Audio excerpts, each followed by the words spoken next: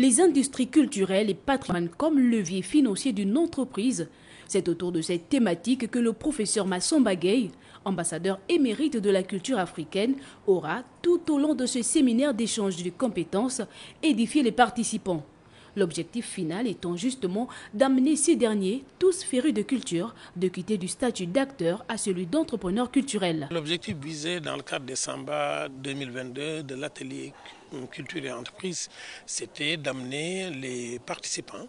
à faire le choix entre rester des acteurs culturels qui sont dans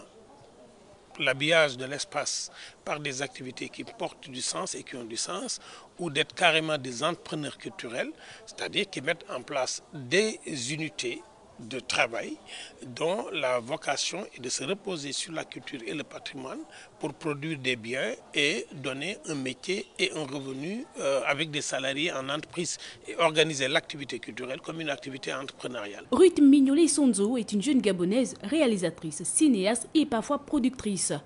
Participer à cet atelier culture et entreprise lui aura permis de sortir de sa zone de confort. C'est vrai qu'on se fait appeler acteur culturel, mais un acteur culturel c'est bien, mais faire de l'entrepreneuriat culturel, aujourd'hui j'ai appris dans mon atelier que c'était encore nettement mieux pour pouvoir porter,